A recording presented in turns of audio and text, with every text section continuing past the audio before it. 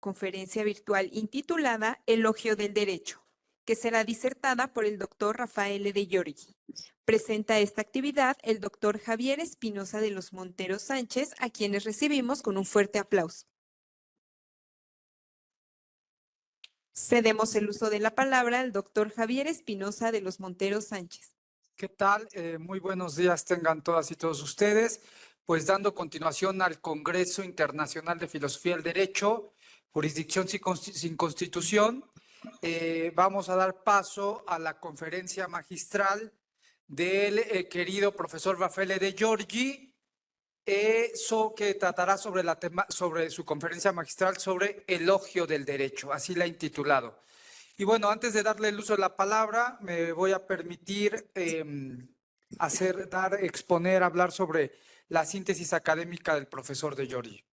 Rafael de Giorgi es uno de los principales exponentes a nivel mundial de la teoría de los sistemas sociales, habiendo trabajado estrechamente durante 2 décadas con el sociólogo alemán Niklas Luhmann. Actualmente es director del Centro de Estudios sobre el Riesgo en la Universidad del Salento, Italia, este centro fue fundado junto con Niklas Luhmann en 1990. En 2018 fue nombrado profesor emérito por el Ministerio de la Universidad e Investigación Científica de Italia, y en 2019 recibió el título de doctor honoris causa en Derecho por la Universidad Nacional del Comahue, Argentina. Ha sido profesor en diversas instituciones, destacándose en la Universidad del Salento, la Universidad de Camerino, la Universidad de Bolonia y la Universidad de Saarland, Alemania, entre otras. De Giorgi ha sido profesor invitado en múltiples universidades de Alemania, Argentina, Brasil y México, incluyendo la UNAM, el Instituto Tecnológico de Monterrey y la Universidad de Anáhuac. También es miembro y secretario general de la Academia Europea de Ciencia y Filosofía del Derecho en Alemania. A lo largo de su carrera ha centrado su reflexión en la historia del pensamiento jurídico moderno, la teoría del derecho y la filosofía jurídica, con una importante trayectoria en la teoría de los sistemas sociales. Entre sus principales obras destacan Ciencia del Derecho y Legitimación, Teoría de la Sociedad, en coautoría con Niklas Luhmann, y Los Derechos Fundamentales en la Sociedad Moderna. Su enfoque teórico constituye un referente obligado en los campos de la sociología, la filosofía y el derecho, posicionándolo como uno de los pensadores más influyentes de la actualidad en dichas áreas. Pues le cedemos el uso de la palabra y le damos un fuerte aplauso.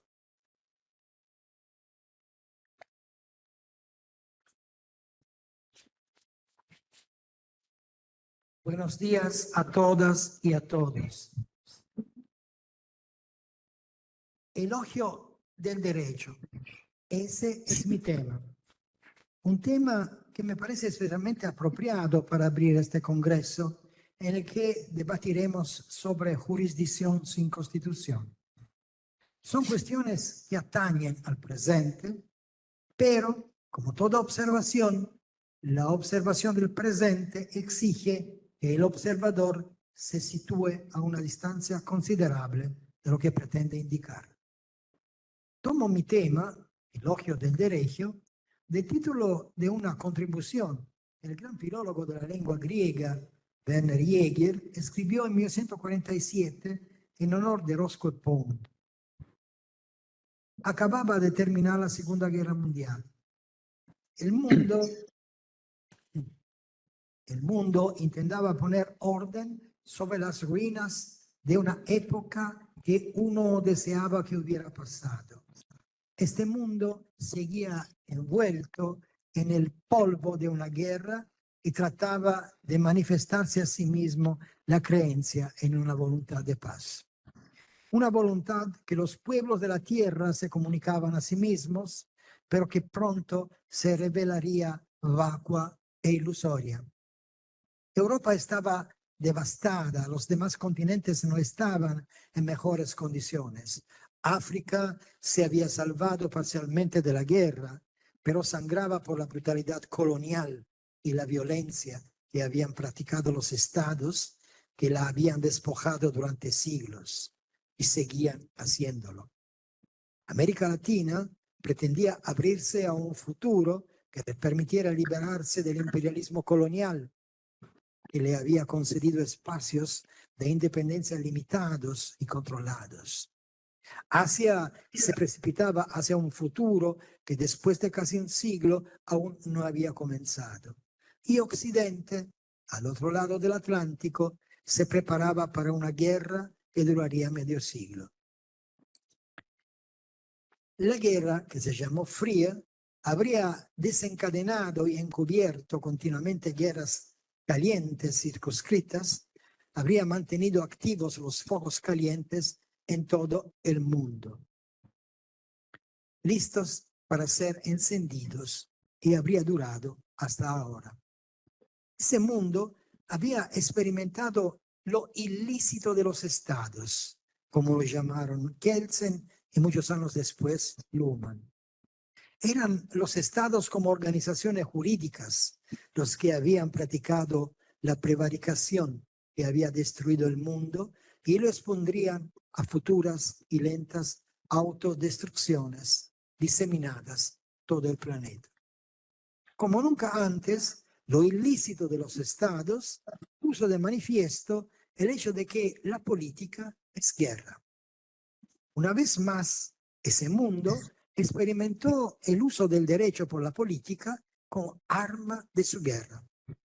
Los regímenes habían doblegado la racionalidad del derecho a la violencia, habían pisoteado la semántica jurídica y la habían convertido en una tecnología de legitimación de la represión. Pero la única posibilidad que tenía el mundo de salir de la guerra, de liberarse de la política como guerra, era la reactivación del derecho, la reconstitución del derecho como un sistema inmunitario capaz de proteger contra la política y sus guerras. La única forma de resistencia a la guerra podía ejercerse mediante la reconstitución de la clausura del derecho y la racionalidad de la selectividad del sistema jurídico. Casi 2 siglos antes, Savigny lo había dicho y demostrado con la construcción de su sistema. Solo el sistema del derecho que se construye sobre sí mismo y que se representa a sí mismo como autolimitación de la fuerza y como sistema de reciprocidad de las libertades, podía ofrecer resistencia, construir una barrera contra la agresión política. Por otra parte, a finales de los años 40, ese mundo efectivamente buscó refugio en la reactivación de la confianza en el derecho. Los regímenes de la primera mitad del siglo y sus filosofías se habían legitimado mediante la perversión semántica de los conceptos jurídicos, mediante procesos lingüísticos de corrupción del contenido de significado de estos conceptos, mediante la sublimación mesiánica de algunos de esos conceptos y la estudiada represión de otros. Este camino había conducido a la degeneración irracional del derecho, cuyo cortocircuito se llamaría precisamente guerra. Se trataba ahora de recuperar espacios autónomos de la juridicidad, libres de la violencia de la política. Se trataba de conseguir devolver al derecho la fuerza de resistir jurídicamente, es decir, mediante la selectividad de su estructura, a las amenazas del entorno y a la represión que ese entorno ejercía sobre la legitimidad de la autorreferencia continua de sus conceptos. El derecho tenía que recuperar su poder inmunitario frente a sí mismo y tenía que ser capaz de activar ese poder para defenderse de las agresiones del entorno. Solo así podría actuar como sistema inmunitario de la sociedad en su universalidad. Pero el ejercicio de esta función del derecho solo podía ser posible mediante una política desarmada respecto de la forma de la selectividad jurídica. En otras palabras, el derecho podría funcionar como una tecnología para la civilización de la sociedad si fuera posible reactivar y a ser capaces de actuar aquellos dispositivos de negación de las negaciones que los regímenes habían bloqueado con sus políticas de guerra, con sus políticas de destrucción de un enemigo continuamente reinventado, con su política de sacralización de ontologías inexistentes como pueblo, raza, nación, identidad. Quisiera leer el elogio del derecho de Werner Jäger, que he mencionado y que fue escrito precisamente en esos años como epígrafe de un pasado, como memoria de la civilización que se manifiesta frente a la autodestrucción de la civilización moderna. Un epígrafe que el mundo parecía querer detenerse a leer cuando inventaba horizontes de su futuro a lo largo de los cuales el derecho podía ejercer su función civilizadora. Es precisamente aquí donde radica la relevancia de ese texto para el presente. De hecho, en aquella época, la expectativa de futuro era una expectativa de derecho. Diciembre de 1948 vería la Declaración Universal de los Derechos Humanos. En el preámbulo de esta declaración, así casi como para llamar la atención universal de todos los estados, se decía, es esencial que el hombre,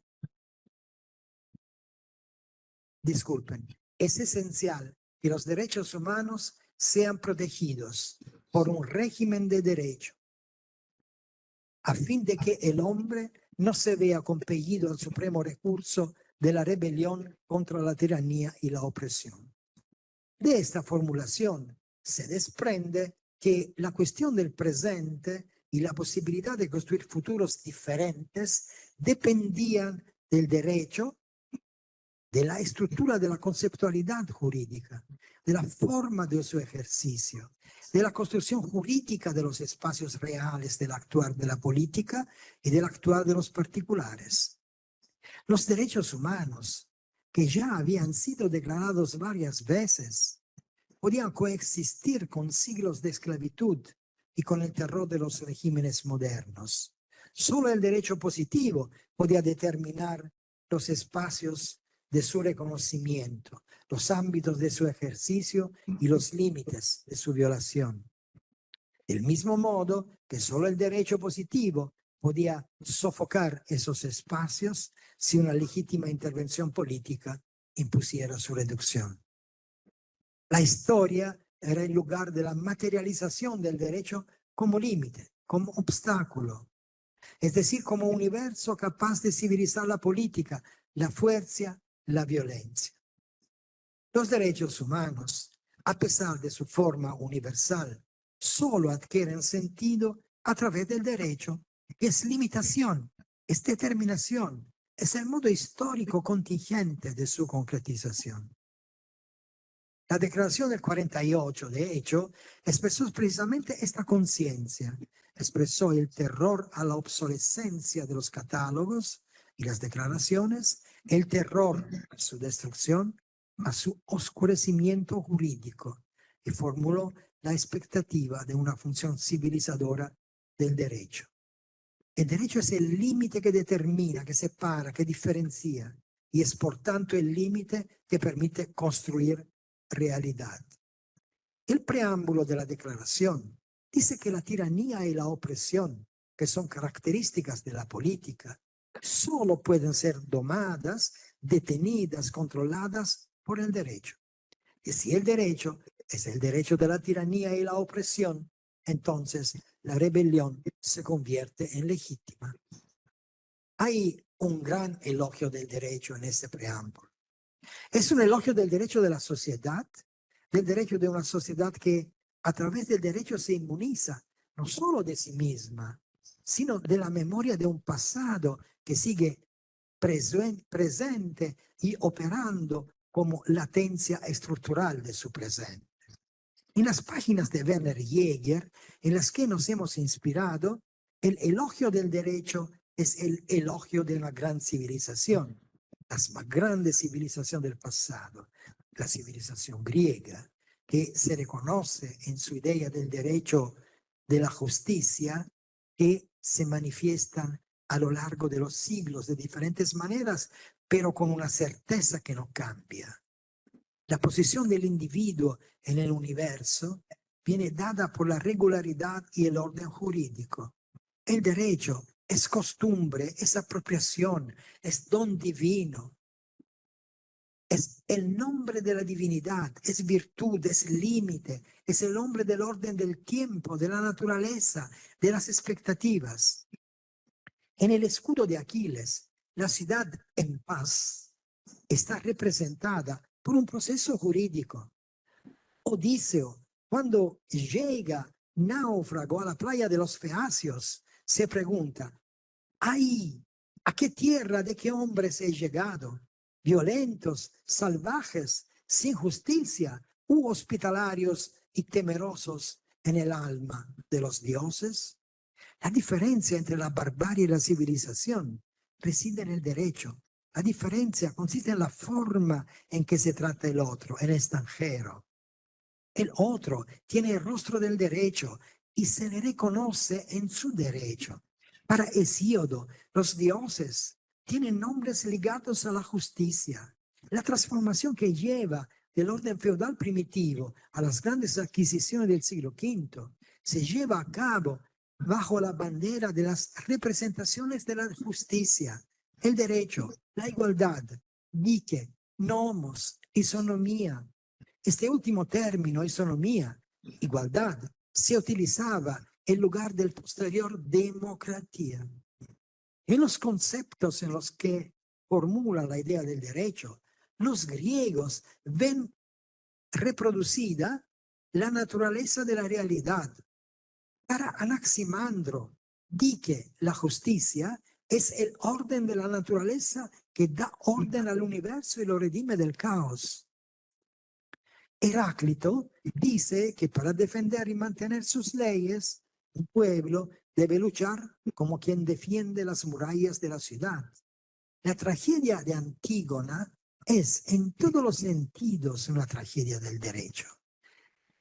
Si con los sofistas se rompe la antigua unidad del orden y del derecho, y el derecho se concibe como artificialidad, ello no excluye que la racionalidad del orden sea el fundamento del actual social.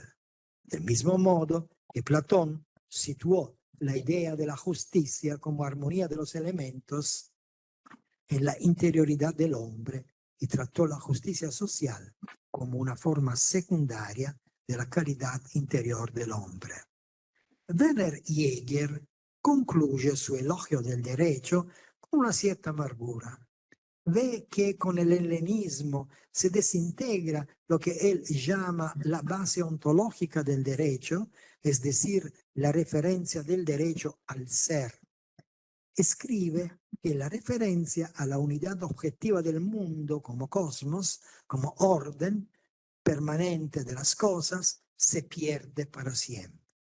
El pensamiento jurídico moderno, concluye, siguió en parte el camino de los clásicos y en parte se enfrentó a la disolución gradual de los fundamentos de esa tradición.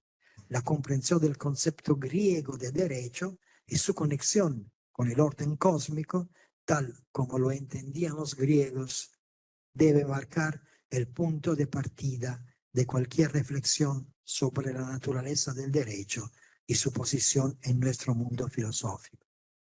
Así, Werner Jäger. El derecho de la sociedad moderna tiene caracteres diferentes. Su orden no es el orden permanente de las cosas, no es el orden de las erinias, las ministras de justicia, de las que escribe Heráclito que si el sol se saliera de su curso, sabrían volver a encontrarlo. Como tampoco es el orden concreto del que se ocupa la represión brutal de los regímenes. El orden del derecho en la sociedad moderna es el orden de las acciones de los particulares, tratados como libres, presupuestos como iguales y diferenciados como individuos a los que les puede imputar la acción. Es el orden de las diferencias que encuentran convergencia en el límite que el derecho pone al espacio del actuar que el derecho controla a través de su código. Es el orden que surge de la posibilidad de calificar todo lo que acontece como conforme al derecho o como no conforme al derecho. Es el elogio del derecho,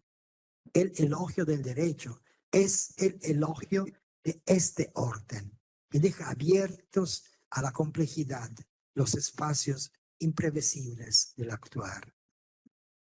Es el elogio de la selectividad de la forma del derecho, de su clausura y resistencia al entorno. Este derecho de la sociedad moderna ya no es un elemento de la cadena del ser, no es un don de los dioses. Su elogio no tiene nada que ver con la conexión ontológica de sus conceptos con el orden del mundo y de las cosas, ni siquiera con el orden de la naturaleza, sino que tiene que ver con la artificialidad del orden que surge de la racionalidad del sistema del derecho, de la organización conceptual de su semántica, es decir, de los conceptos a través de los cuales el derecho construye el mundo.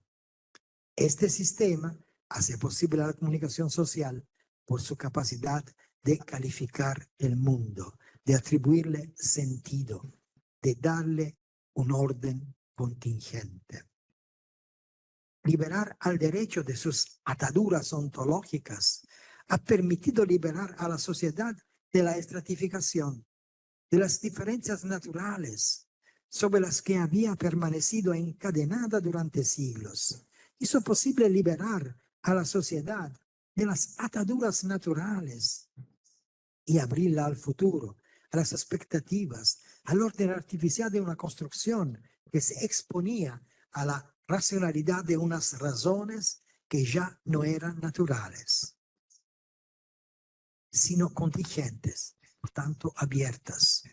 Todo ello fue posible mediante la interpretación racional de conceptos jurídicos aplicados a conceptos jurídicos, mediante la sistematización de las soluciones a problemas sociales que de vez en cuando se manifestaban como aceptables por su abertura a la inclusión de condiciones antes imprevisibles. La liberación del derecho de las limitaciones de la naturaleza hizo posible que la evolución de la sociedad transformara el derecho en un sistema social universal de la inmunización de la sociedad contra sí misma. Liberar el derecho de la naturaleza permitió liberar la conceptualidad jurídica de las sublimaciones sustanciales que el poder inventó para legitimar la materialidad de los enemigos producidos por ontologías inexistentes y construcciones antinaturales. Los regímenes fundaron su legitimidad en estos procesos de reificación de significados sin referencias. Esos proyectos transformaron construcciones jurídicas o fantasmas políticos en materialidades legitimadas por ontologías perversas cuyo ser carecía de toda referencia. El derecho de la raza puede ser uno de los ejemplos que en su naturaleza trágica oculta la exclusión más absoluta de cualquier referencia de naturaleza biológica. Sin embargo, sobre ese concepto, transformado en ontología, se han construido políticas de derecho que han producido devastación y destrucción. Al igual de la ontología de la naturaleza, la ontología de la raza ha tenido la función de materializar una función, una ficción, mediante la reificación de un concepto desprovisto de referencia y, por tanto, de sentido. Estas consideraciones nos permiten repetir que, contrariamente a lo que han escrito muchos juristas, la ideología jurídica de los jueces del nazismo estaba afecta por el rechazo de cualquier consideración del derecho en el sentido positivo. Esta ideología estaba impregnada de un pensamiento de tipo justnaturalista. La ceguera de esos jueces estaba condicionada por ideas relativas a la naturaleza, a la diferencia en la naturaleza y la degeneración de la naturaleza. Y así, lo que queda del pensamiento griego en el elogio del derecho es la función civilizadora del derecho, la función unificadora del actuar, y la inclusión del orden del actuar en la forma de su atribución de sentido.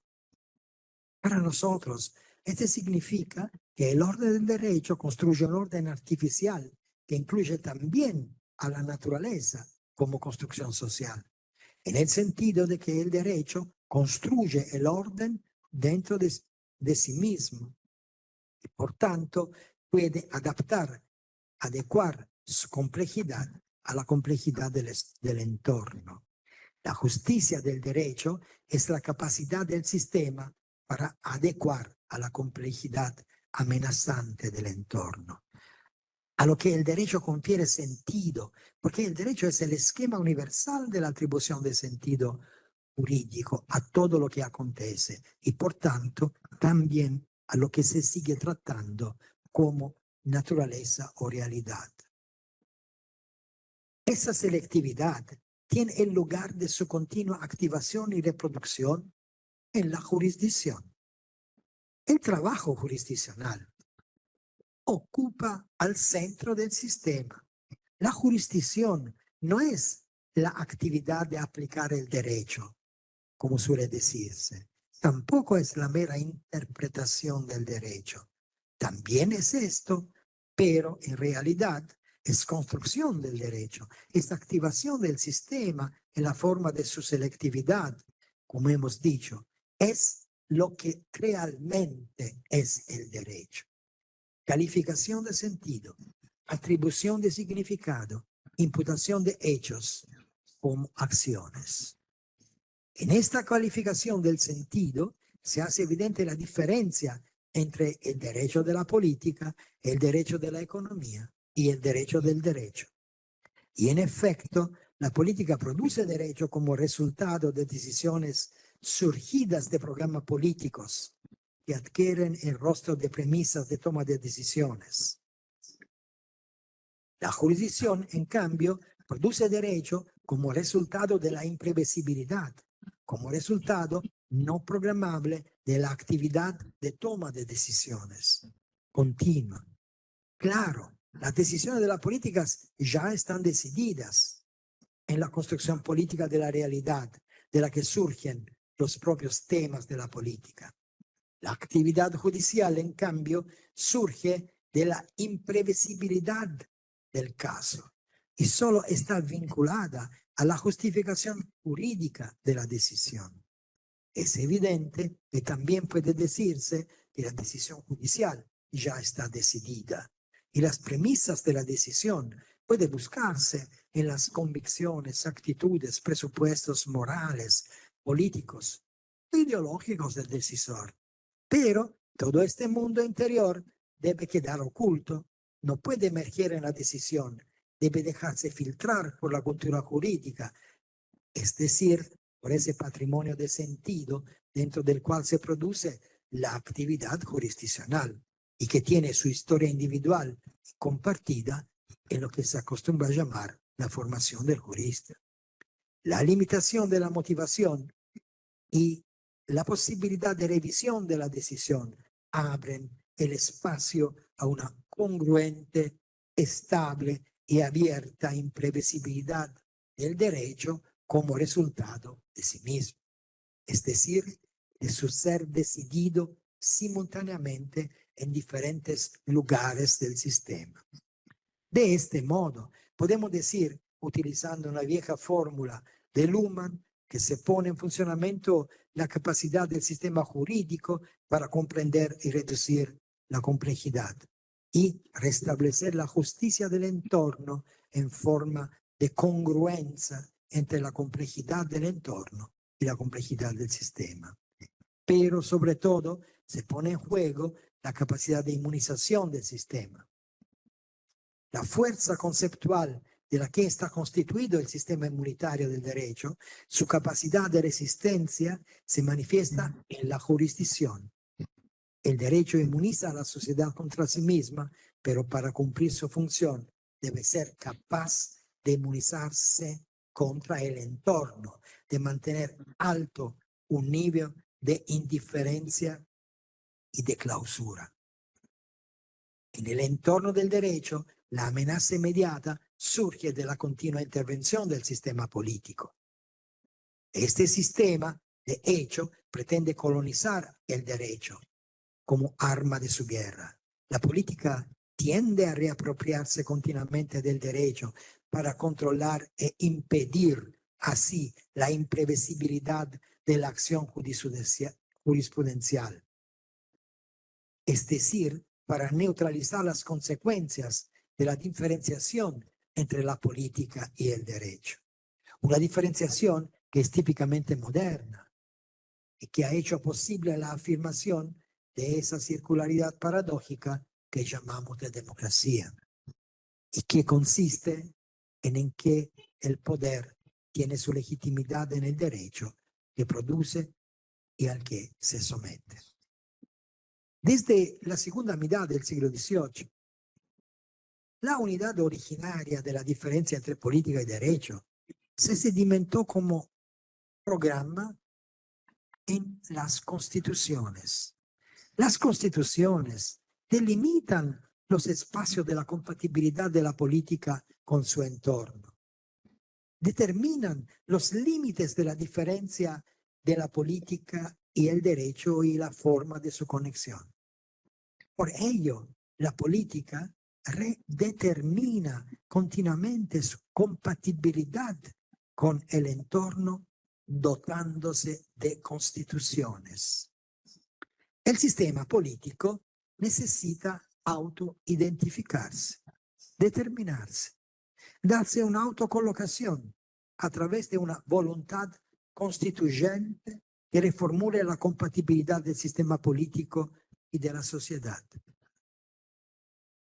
Esta compatibilidad se articula a través de un complejo normativo reconocible que determina los espacios de inclusión de todos. Esta determinación se realiza a través de las constituciones, es decir, a través de posiciones de límites. En este sentido, las constituciones son complejos de negaciones,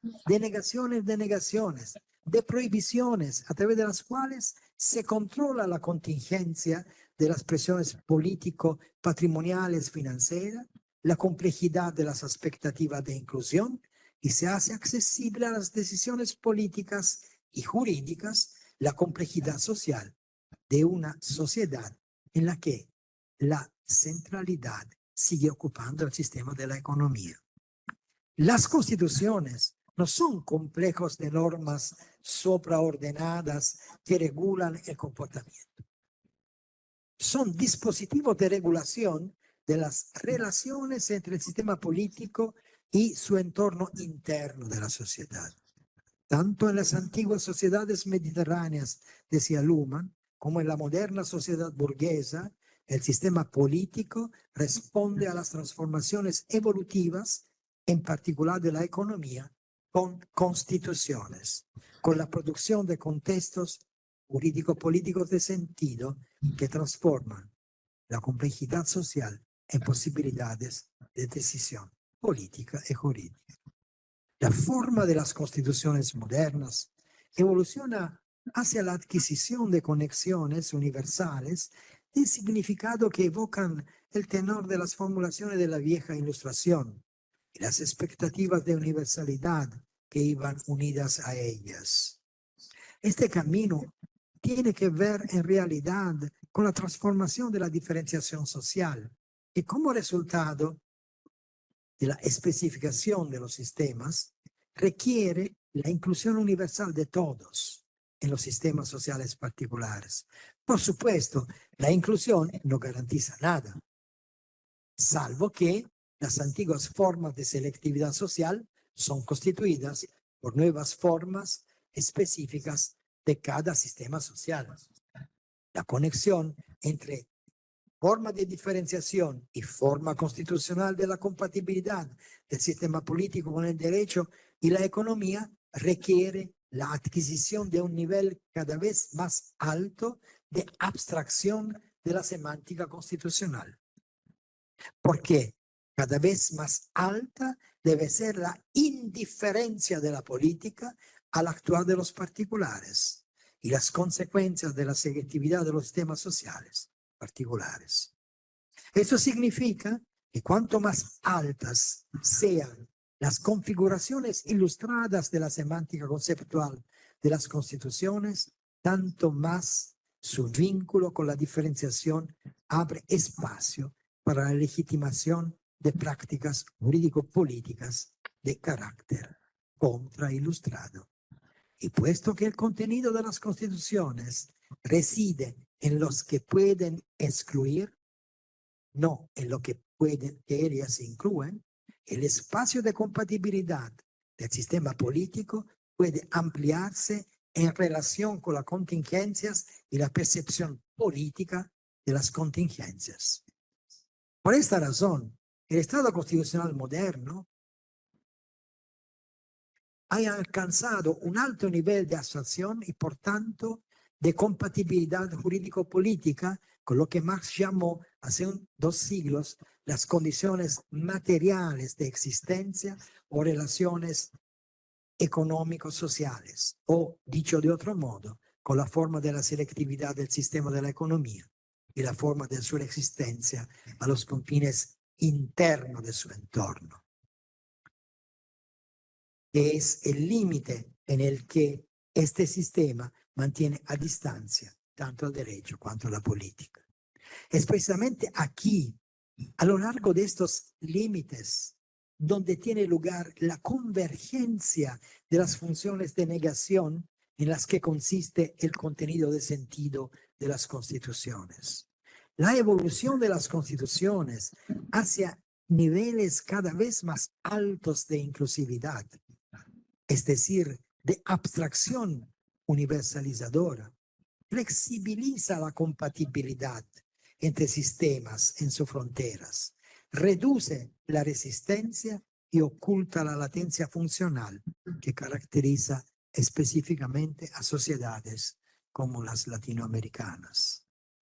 Específicamente de esta flexibilidad que tenemos de ocuparnos, porque nos permite ver cómo el sistema de la política amplía su compatibilidad a través de la erosión de las constituciones que él mismo se da. Las últimas constituciones promulgadas en los países latinoamericanos desde el principio del siglo pasado hasta las más recientes de los años cercanos a nosotros están impregnadas de grandes resonancias ilustradas. Las dos últimas décadas del siglo pasado pusieron fin al ambiente político de la civilización occidental que había surgido de las trágicas experiencias de la primera mitad del siglo con el recurso a proyectos de derecho natural que se habían condensado en nuevas constituciones, declaraciones universales de derechos y la reconstitución de grandes organismos universales de paz y solidaridad. Todas las grandes constituciones europeas de finales de los años 40 eran de inspiración marcadamente justnaturalista y muy abiertas a los derechos sociales y de forma más selectiva a los derechos civiles. En la segunda mitad del siglo pasado, el mundo seguía siendo fácilmente accesible. Estaba Occidente y estaba Oriente. Incluso las dictaduras de aquellos años eran fácilmente identificables. Estaban las impuestas por Occidente y las impuestas por Oriente. Luego, con el final de los años 80, el mundo dejó de ser accesible a estas diferencias. En ese mundo había que situar otros mundos que el siglo había excluido del mundo. Continentes enteros habían sido excluidos. El mundo estaba ahora presente, simultáneo, mas sin transparencia. Así como la Ilustración había inventado la humanidad, la tolerancia, la libertad de pensamiento y el futuro, la universalidad de la razón. Del mismo modo que los regímenes habían destruido militarmente esas adquisiciones, de la misma manera, a finales del siglo, la política comenzó a ocuparse de las diferencias, de los que separa a los estados, a los territorios, a los particulares. Es una política de identidades, es decir, de diferencias, es decir, del miedo a las diferencias. Es una política que ve las diferencias como una amenaza, porque ella misma tiene miedo del presente, porque no puede representar la diferencia que este presente realmente es. Y así, esta política desplaza el miedo del presente al mundo y lo mantiene a distancia como miedo del mundo. Se abre un periodo de gobierno del miedo, como escribió Simon hace algunos años. Privada de representación plausible del presente, la política universaliza el miedo y se encierra en esta diseminación del miedo. Y para ello recurre a antiguas estabilidades que daban garantías por su carácter de sustancia, de inmutabilidad, de certeza. Sería interesante comprender por qué esa actitud infecta al mismo tiempo la política a un nivel casi planetario. La política vuelve a convertirse en política de identidades, identidades de particulares, identidades étnicas, identidades territoriales, culturales, religiosas. Ocupan la semántica dentro de la cual la política busca temas capaces de producir consenso. Una de estas identidades es, por ejemplo, pueblo. Una construcción jurídica que se materializa, se transforma en entidad metafísica y se convierte en sujeto de autorreferencia absoluta. El concepto de pueblo, en ese concepto, la política ve el referente que le permite construir consenso, controlar la complejidad, frenarla, bloquearla, mediante la redefinición de la semántica de las expectativas que la habían hecho accesible y que ahora amenazaban la sustancia inmóvil de la identidad del pueblo. Pueblo, un concepto que permite recuperar los desechos del material semántico utilizado por la contrailustración en su eterna guerra contra toda salida, contra todo experimento de liberación, contra todo intento de acceder a la complejidad. Pueblo, una identidad sin rostro, una sustancia sin referencia, un concepto semánticamente vacío. Es reutilizado por los sistemas políticos como sublimación de su incapacidad para construir una representación de la complejidad de la sociedad contemporánea. En torno a este concepto se sedimentan sacralizaciones populistas de derecha y sacralizaciones populistas de izquierda, que en realidad son convergentes, porque ambas son estrategias que pretenden limitar la imprevisibilidad de un presente en el que la complejidad no se deja aferrar. Se difunde una semántica en el lenguaje político que se compone de desechos rudimentarios del pasado y se utiliza por construir amenazas, enemigos, peligros que hay que combatir. La política se vuelve a poner en acción como guerra y se trata de una guerra que utiliza el derecho como arma principal de guerra. El espacio del derecho debe ser reocupado para evitar la imprevisibilidad de su actividad jurisprudencial. Sus conceptos deben ser reimpregnados de contenidos semánticos, recuperados de la prehistoria de la modernidad, que parecían depositados en los museos de los horrores del siglo pasado. La mística del pueblo recuerda el orden, la seguridad, la protección, la frontera, la nación. reaparece la idea del orden concreto del nazismo. En estas condiciones de reformulación de la semántica política, se está produciendo un proceso de erosión continua de los rasgos ilustrados sedimentados en las constituciones más recientes. Se constata lo intransparente que es en realidad la transparencia del texto constitucional. En su vulgaridad, el neopopulismo corroe el manto ilustrado del texto constitucional. Lo ocurrido en los últimos 10 años de vida constitucional permite extraer algunas conclusiones de cierto interés. Se puede ver, por ejemplo, cuán ficticia es la distinción que hacen los constitucionalistas entre constitución formal y constitución material. Cuán alejada de toda plausibilidad está la idea de la diferencia entre Estado y sociedad. Y cuán metafísica es la idea de una constitución que debe entenderse como la forma de la estabilidad del orden del Estado. En los últimos años hemos podido comprobar lo frágil, lo incierto que es la compatibilidad del sistema político con el sistema jurídico por un lado y con el sistema económico por otro. En particular, se ha podido comprobar cuán alta es la abstracción reflexiva de la Constitución. La política se da a sí misma una constitución, no solo cuando construye su autoidentificación en un acto constitutivo, sino también cuando, a través de la erosión continua del acto constitutivo originario, permite que emerja la dualidad implícita de la conceptualidad constitucional y sublima precisamente la parte de esta que la apertura democrática del espíritu constitucional había pretendido mantener bajo control.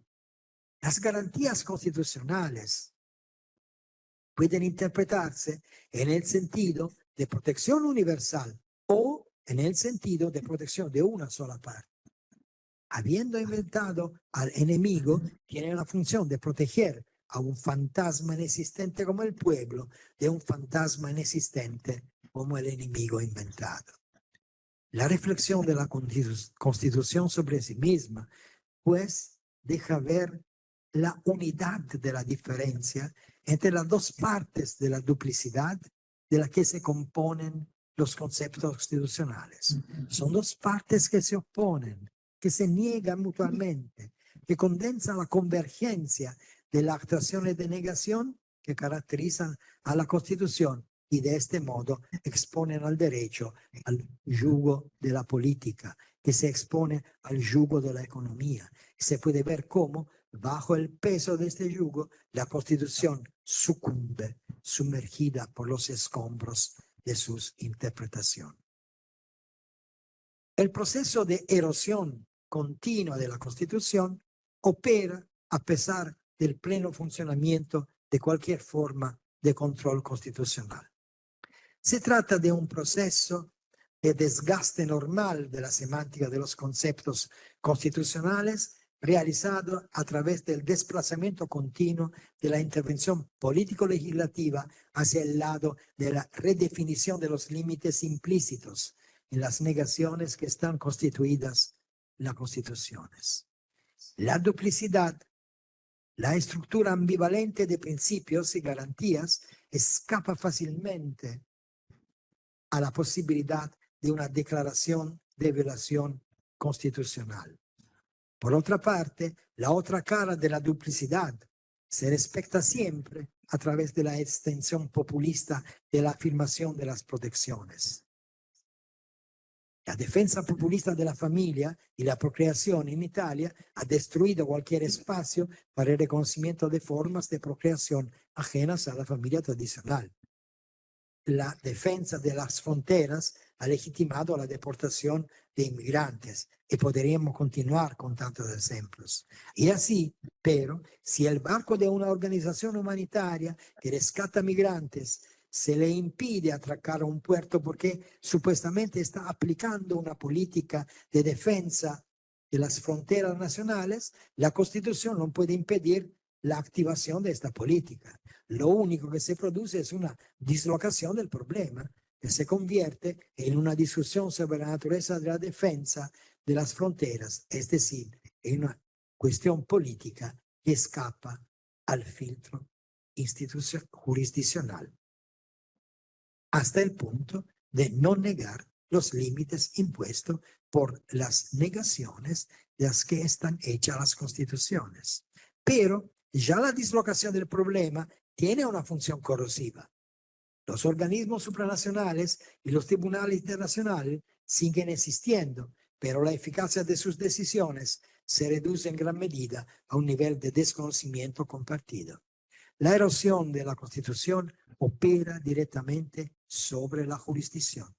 No me refiero solo a la explosiva situación conocida como estado de cosas inconstitucional.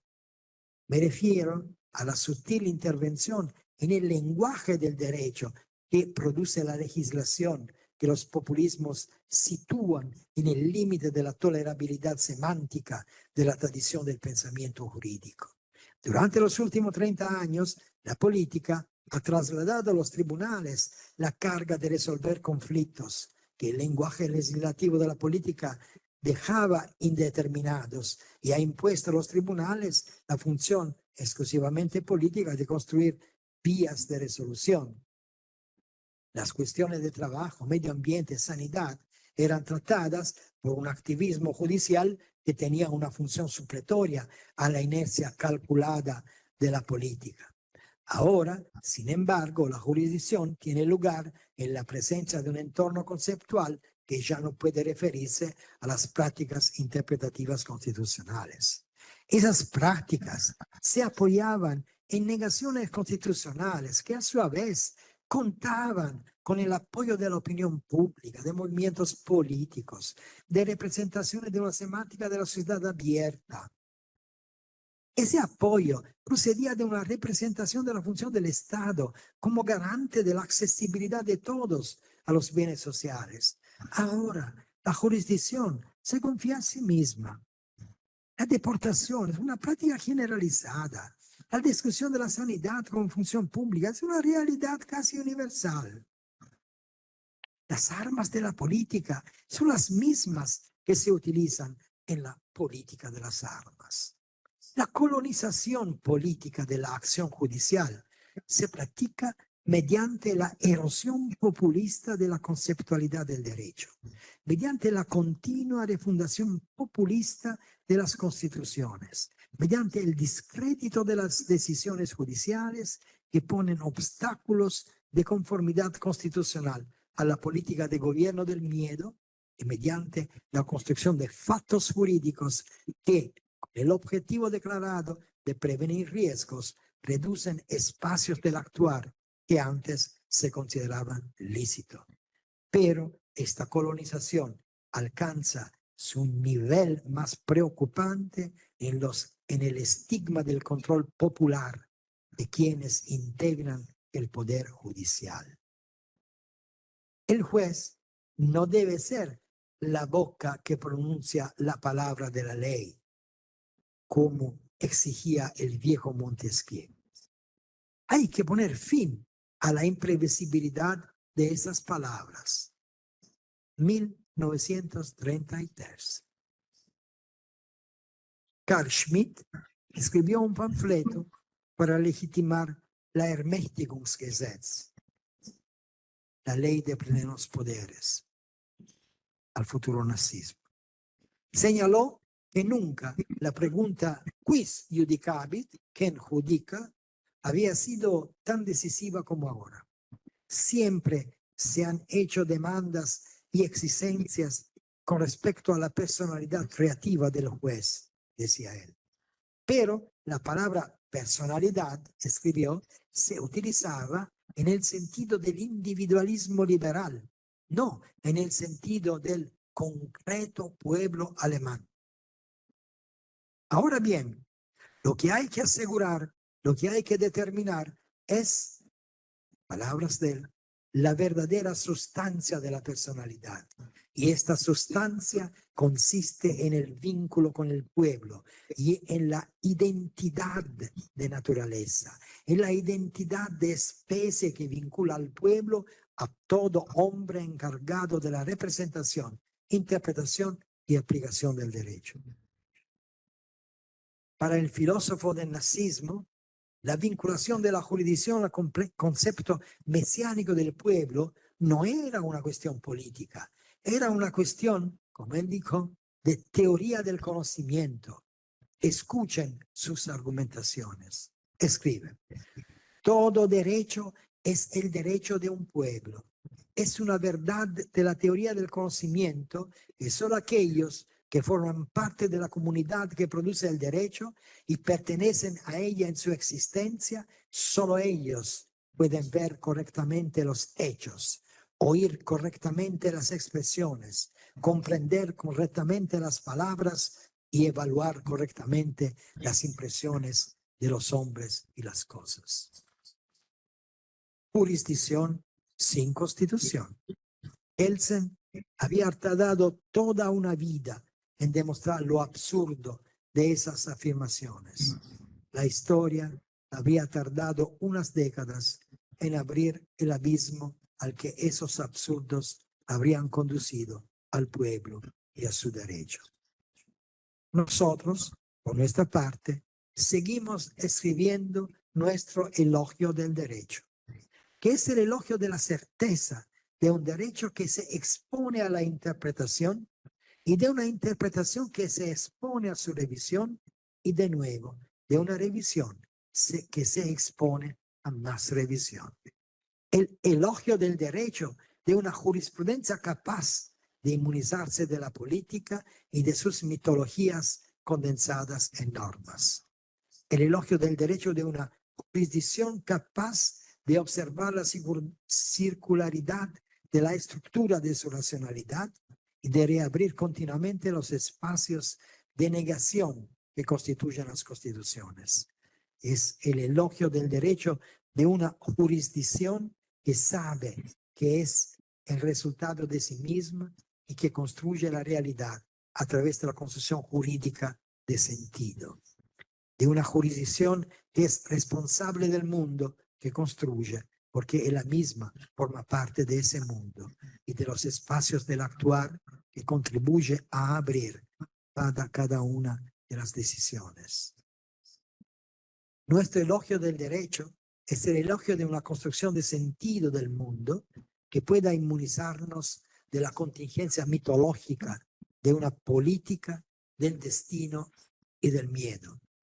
De una construcción de sentido que a través de las negaciones que se fijan en los programas de las constituciones nos permita mantener el derecho a distancia de la política y nos permita tener la única seguridad que nos es dado tener, la certeza de la libertad de acuerdo con el derecho, de acuerdo con un derecho que debe ser interpretado por intérpretes que saben, que se exponen a otros intérpretes. Gracias por su amable atención.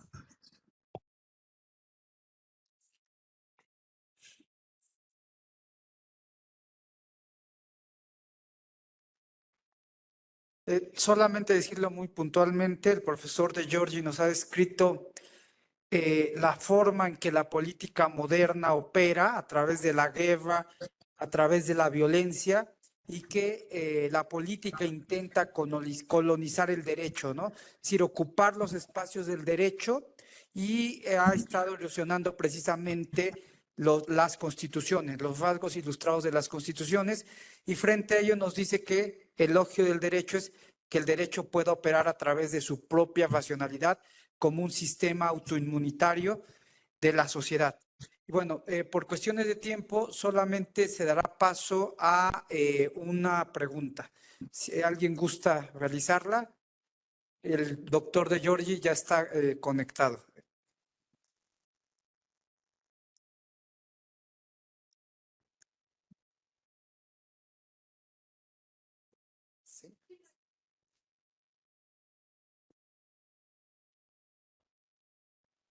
Bien. ¿Se escucha? Hola, hola, sí. Ante todo, buenos días, Rafael. Como siempre, un placer enorme el escucharte. Jorge Douglas habla, no sé si no sé si estás viendo, claro, escuchando. claro, Eh, claro. eh, mm, Mi pregunta sería que, por supuesto, coincido con el 98% de lo que dices como para dejar un espacio para la disidencia, que tal vez sería necesario esclarecer, y sé que tú lo harás muy bien, sobre el peligro de no hipostasiar al derecho, de suerte que pensemos que per se el sistema del derecho puede inmunizarnos de esos riesgos que tú describes también, ¿no? Es decir, de pronto, toda la alerta que tú has puesto a lo largo de la exposición acerca de las ontologías que, digamos, cultivó Occidente desde su viejo origen y que, coincido completamente contigo, fueron rescatadas por el nazismo y vuelven a ser rescatadas por los neonazismos que estamos viviendo actualmente, bajo diferentes formas de izquierda o de derecha, coincido contigo también en eso, si no podemos nosotros, al hablar del derecho, eh, eh, diría como el derecho a secas, el derecho sin adjetivación, como caer también en una peligrosa ontología, en una hipostación que haga pensar que el derecho per se pudiera, que existe algo así como el derecho per se, que existe algo así como un sistema que nos va a poder proteger. ¿Qué, qué dirías tú frente a ese riesgo? Claro. Muchísimas gracias, Jorge, y gracias por la amabilidad de quien ha estado ahí escuchando. ¿Se puede escuchar? ¿Se puede escuchar? Bueno, sí lo escuchamos, doctor. Ah, se puede escuchar entonces. Disculpe, que no tenía ninguna respuesta y no podía imaginar si estuviese escuchando o no. Entonces, muchas gracias a Jorge por su consideración y a todas y todos ustedes por la amabilidad de haber escuchado estas consideraciones. Claro que el derecho, si es considerado solo, no puede ser hipostatizado. Es un riesgo en sí mismo, naturalmente. Entonces, la liberación de la ontología política no puede ser realizada a través de una ontologización del derecho. Claro, ¿no? El derecho es una tecnología que tiene la función de inmunizar, pero con las relaciones entre política y derecho, claro que la política, como ha acontecido con todos los regímenes y como acontece con todos los regímenes, consigue bloquear al derecho, naturalmente, paralizar al derecho. Lo único que puede hacer el derecho es desmitizar, desmitologizar las mitologías y las ontologías de la política. Este lo puede hacer. Le puedo dar una indicación de lo que ha acontecido la semana pasada en Italia. Los neofascistas que están en gobierno en Italia han hecho un acuerdo con otro país para terciarizar la deportación de los inmigrantes. Entonces, gracias a Dios, había tenido una sentencia de la Corte Europea de los Derechos Humanos, la cual había puesto algunas indicaciones por la definición jurídica de estados y naciones seguras. Así que los jueces italianos, en aplicación y en consideración de esta sentencia de una Corte Europea que es superior en grado del derecho nacional, han negado la deportación. La respuesta del sistema político ha sido declarar que, más o menos cito lo que ha dicho la señora que está al gobierno en Italia como presidenta del Consejo de Ministros, ha dicho que la magistratura no tiene sensibilidad por el pueblo. Este ha sido su juicio sobre la decisión judicial de no permitir la deportación en estas condiciones. ¿Qué ha hecho el sistema político? Ha promovido un decreto, este quiere decir una norma de necesidad y urgencia, en la cual hace un elenco por decreto de los países seguros. De esta manera impide al sistema, a la jurisdicción de intervenir. Claro que lo que puede hacer la jurisdicción es, a través de conceptos jurídicos, tentar de desmitizar y de estas construcciones y de encontrar espacios a través de los cuales se pueda filtrar la Constitución. Claro que el espacio del sistema jurídico es siempre más estrecho, es muy, muy estrecho, eso fica claro, ma la certeza de una posible y potencial resistencia del sistema jurídico frente a esta colonización es la única el espacio de posibilidad que tenemos en ese momento, que es un momento trágico, por lo menos esta es mi interpretación, mi personal perspectiva, trágico para todos. Claro que repito una vez, no quiere decir una hipóstasis del derecho. Claro, el derecho tiene sus límites, que son los límites de una forma de la democracia que hasta ahora no tiene grandes alternativas, a no ser los regímenes y las autocracias. Estoy de acuerdo, entonces.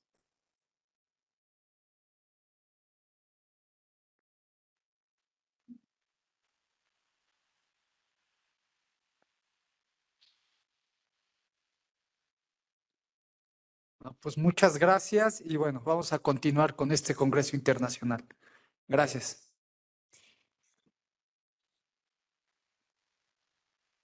Agradecemos la brillante participación de nuestro conferencista. A continuación, el doctor Javier Espinosa de los Monteros Sánchez hace una entrega simbólica de un merecido reconocimiento al doctor Raffaele De Giorgi por su destacada disertación.